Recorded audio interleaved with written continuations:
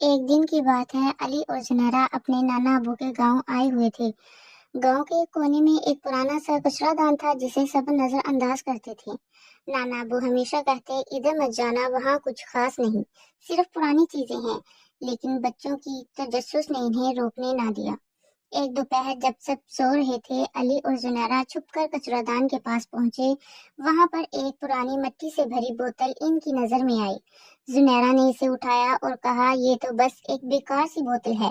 علی نے کہا، پھر بھی دیکھتے ہیں، شاید کوئی کھیل بن جائے۔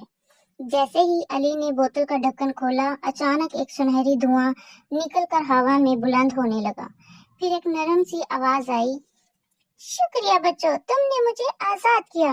دھوئیں میں سے ایک ننھا سا جن نمودار ہوا جو صرف بچوں کو نظر آ سکتا تھا۔ اس کا نام تھا چمک۔ وہ بہت شرارتی مگر مددگار تھا۔ چمک نے کہا، یہ بوتل عام نہیں ہے، اس میں خزانے کا راز چھپا ہے۔ اگر تم ہمت کرو تو میں تمہیں ایک جادوئی سفر پر لے جا سکتا ہوں۔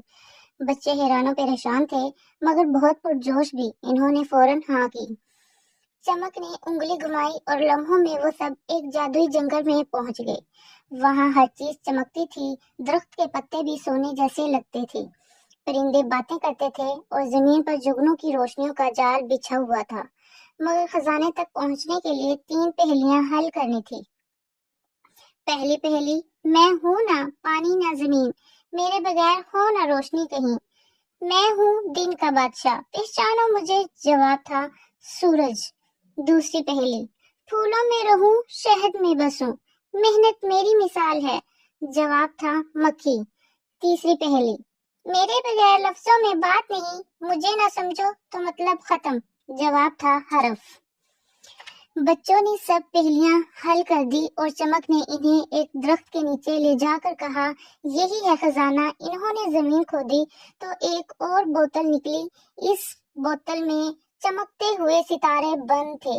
چمک نے بتایا، یہ خزانہ صرف سونے یا چاندی کا نہیں بلکہ علم، ہنر اور دوستی کا ہے۔ جو اس بوتل کو کھولے گا اسے کبھی تنہا یا کمزور محسوس نہیں ہوگا۔ علی اور زنیرہ بہت خوش ہوئے۔ واپس آ کر انہوں نے بوتل کو اپنی الماری میں رکھا اور فیصلہ کیا کہ اب وہ ہر بچے کی مدد کریں گے جیسے چمک نے ان کی مدد کی تھی۔ شکریہ۔